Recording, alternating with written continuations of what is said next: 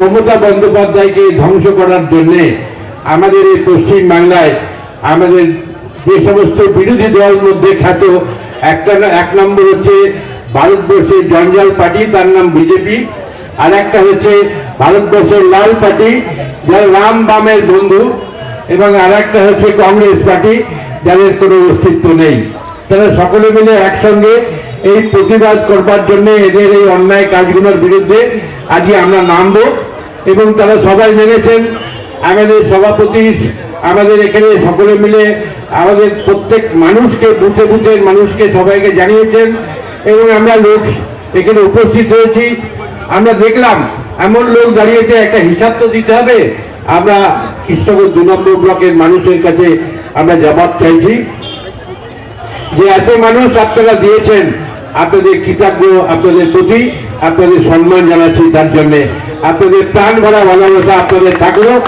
আমাদের আগামী দিনের আপনাদের আরো কাজ করার জন্য আমাদের সকলে মিলে আপনাদের প্রতি আজকে স্নেহাশীল দৃষ্টিতে আপনাদের পাশে দাঁড়াবো বলে আমরা সকলে মিলে সিদ্ধান্ত নিচ্ছি। আমাদের সিদ্ধান্ত এটাই, ইতিমধ্যে আপনারা জানেন ভারতবর্ষের মসনদে যারা ক্ষমতা আছে, আপনারা শুনলেন আমাদের বিভিন্ন জায়গায় ওষুধের দাম বাড়ছে। 1 টাকার ওষুধ এখন 100 টাকা। আজকে ভাবতে পারেন এত দামি ওষুধ আজকে আমাদের কাছে কিনবার সম্ভব নেই।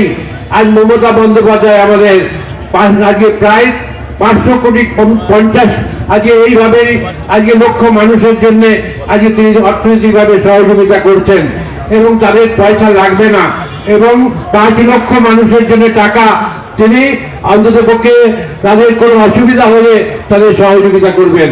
তার জন্য ওরা ঈর্ষার জন্য তারা ঠিক করেছে ওষুধটা বিনা পয়সায় যদি দেয় তাহলে কি করে আজকে ওদেরকে দিয়ে আমরা লড়াই করতে পারবো। তাই ওই 500 আজকে যে টাকা লক্ষ টাকা 5 লক্ষ টাকা যেভাবে তাদেরকে আজকে যেভাবে সহযোগিতা করছে, এখানে ওষুধের দামটা বাড়িয়ে অন্তত পক্ষে পশ্চিম বাংলার মানুষের অন্তত একটু কষ্ট স্বীকার করবার ব্যবস্থা করে দিই। কিন্তু আমরা সবাই বলছি আমাদের মমতা আছে, আমাদের ভয় নেই, আমরা কোনো চিন্তা করছি না। এটা সম্পূর্ণ মমতা বন্দ্যোপাধ্যায় আমাদের কাছে দেখবেন। আপনারা জানেন ইতিমধ্যে আমাদের শিক্ষাক্ষেত্রে আমাদের প্রায় 26,000 আমাদের যুবকদের যেভাবেই হোক আমাদের চেষ্টা করেছে, তারা সকলে মিলে তাকে আজকে যেভাবেই হোক আজকে তাদেরকে তাদের আজকে মাস্টারমশাইয়ের সব রকম ভাবে তাদের কাজ থেকে তাদের বঞ্চিত করতে হবে। তার জন্য তারা শুরু করলেন বঞ্চিত করবার জন্য তাদের চেষ্টাতে সকলে মিলে চেষ্টা করলেন। একজন আমাদের এখানকার বিচারক ছিলেন, তার নাম অভিজিৎ আজকে গাঙ্গুলি। তিনি তো বলেই দিয়েছেন আমি দেখে নেব, এবং বড় বড় কথা আমরা দেখলাম আমাদের এখানে দাঁড়িয়ে তিনি বললেন আমাদের এখানকার কোনো অন্যায় কাজ করতে দেবো না। তারপরে আমাদের কি হলো, তিনি আবার সেখানে দাঁড়িয়ে প্রায় 6,000 মানুষের আজকে তাদের চাকরি থেকে বঞ্চিত করলেন। আরগুলো বললেন আরগুলো আমি দেখছি, এগুলো বন্ধ করতে হবে। এবং সেটা তার রিটায়ারমেন্টের পরে আমরা দেখলাম ভারতবর্ষের মসনদে আমাদের যারা আছেন বিচারক যারা আছেন তাদেরকে সব এক জায়গায় করলেন, এবং সেখানে দাঁড়িয়ে আমাদের লাল আজকে সেই রকম ধরনের আজকে যে সমস্ত বিচারকের আজকে যে সমস্ত সওয়াল করেন আমাদের সেই সমস্ত মানুষকে নিয়ে গেলেন কলকাতার নয়, একেবারে আমাদের দিল্লির বুকে, এবং সেখান থেকে আমাদের প্রায় 26,000 আমাদের কর্মীদের আজকে যাদের চাকরি থেকে বঞ্চিত করার ব্যবস্থা করলেন। এবং মমতা বন্দ্যোপাধ্যায় তার জন্যে আপনাদের কাছে বিচারকদের কাছে বললেন আপনাদের নতুন করে চিন্তা ভাবনা করতে হবে, আপনাদের তার জন্য আবেদন করছি।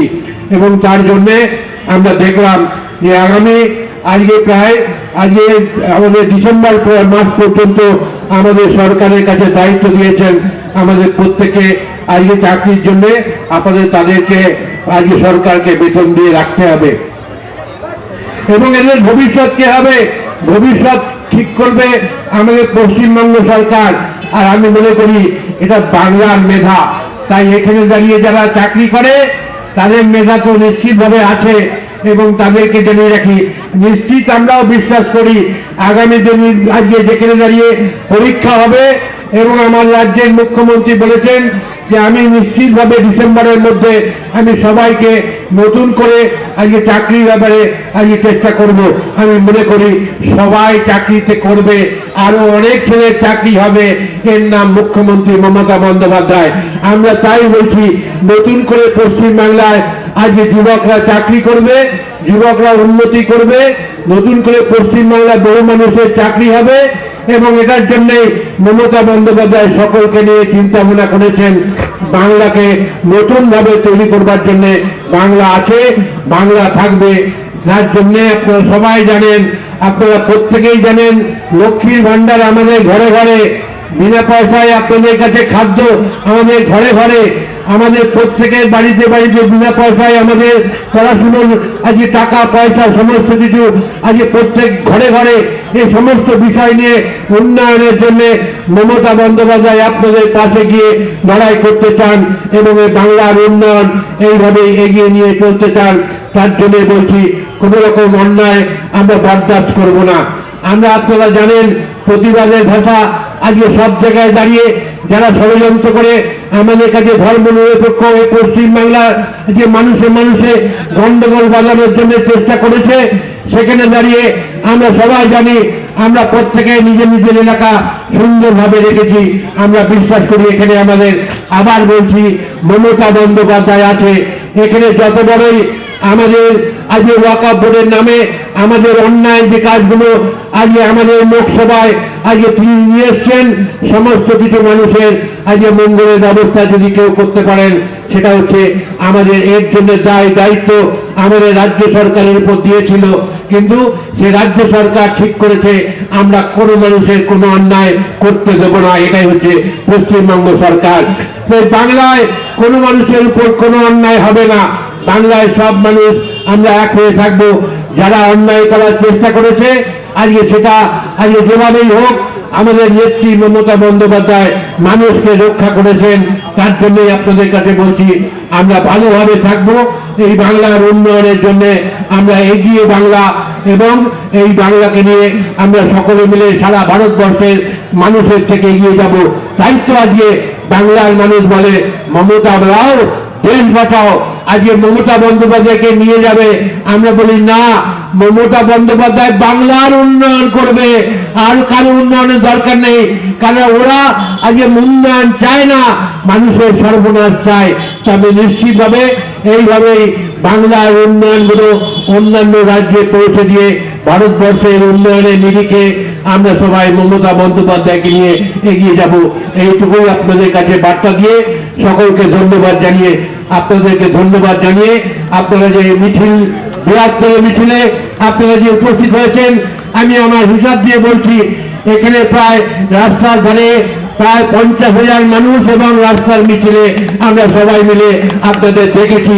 আপনাদের ধন্যবাদ জানাচ্ছি। আপনাদের মঙ্গল হোক, আপনাদের উন্নয়ন হোক, এইটুকু প্রতিশ্রুতি।